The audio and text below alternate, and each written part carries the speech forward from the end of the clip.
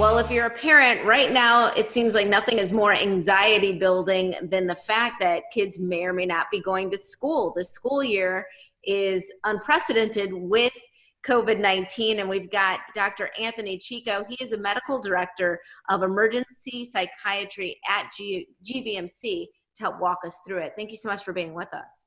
Thanks so much for having me. Yeah, this is a lot. I've got a 6-year-old. I've been talking to other parents, and you get some information that conflicts with other information, and you're just trying to sort through it all. How can a parent discuss the start of school with their child during this pandemic, whether they're going into a school building or not? Let's just start there. Yeah.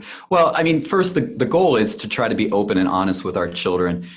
But first and foremost, as parents, we have to make sure that we're controlling our own anxiety, that we have controlling our own frustration. If we're showing too much emotion, the child's going to be concerned about us and miss the messages that we're trying to send them. When we're trying to answer our children's concerns as a parent, especially with younger children, it's important to listen, question, and listen some more. A lot of times parents might assume that the child is just completely anxious about everything, when if we ask a few follow-up questions, we might find that they're more anxious about how am I getting my lunch or how's the cafeteria changed. So, just making sure that we don't overemphasize too much at one time. That makes sense. And specifically, if a child is going back into a school setting, how can a parent ease the anxiety about wearing the PPE, if I can say it, the PPE gear, Sure. That's what I'm trying to say. The mask. That undoubtedly the kids are going to have to wear. Well, young children especially want to please their parents. They want to please their teachers, and they want to be grown up like mom and dad. So, as parents, if we're modeling wearing the mask, then it's natural that the child will want to do it as well. We can make the mask fun. They certainly aren't things to be scared about. If anything, the mask is allowing our child world to expand, to grow. So explaining to the child that you can help yourself, you can help others if you wear this. And it's sort of like a superhero part of their costume that they can wear. They can decorate it, they can make it their own. What about managing this anxiety if they're not going into a school setting? I mean, I think that there's still sort of that anxiety if it is a virtual setting where they are now responsible for learning in a way that they haven't had to before. Sure. Well, it's not uncommon for kids or adults when we're doing something new. It may be frustrating. It might be scary.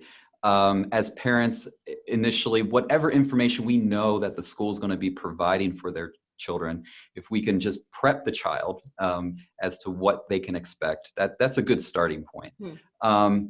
I would also get a better sense as a parent as what additional sources of support the school might have, additional resources for tutoring or learning.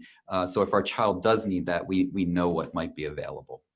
There's so many moving parts of this, because I think about if one's child is actually going back into school, in person, how a parent can ease those fears for themselves even. What do we do to calm ourselves so that we can calm our kids? Well, like we were saying before, I think first knowing what the plan is, knowing how the school is going to be structured, how the day is going to be divided, knowing what measures are being put in place. Again, emphasizing with our child what the mask represents, having access to sanitation devices, and letting them know that there's things they can do to lessen the risk. What are some common signs that parents should be on the lookout to see if their child is exhibiting any sort of anxiety that is out of the norm? Sure. So anxiety in children, oftentimes you'll see the child become more rigid, more frustrated, more easily overwhelmed. Sometimes some children will even pull away and isolate themselves. So look, as a parent, you know your child better than anyone. So if you're seeing changes in behavior regarding their sleep patterns, their eating patterns, they're pulling away, it's worth reaching out for some help, for some suggestions, just to get a second look at things. And where should people go for more information? Well, first and foremost, I would suggest to any parent, seek your primary care physician, talk to your pediatrician. They know your child and your family over the years. And if there's something more there that's needed to be looked at, then they can assist you to look for more specialized care. All right, Dr. Chico, thank you so much for being with us. Really appreciate Thank it. you.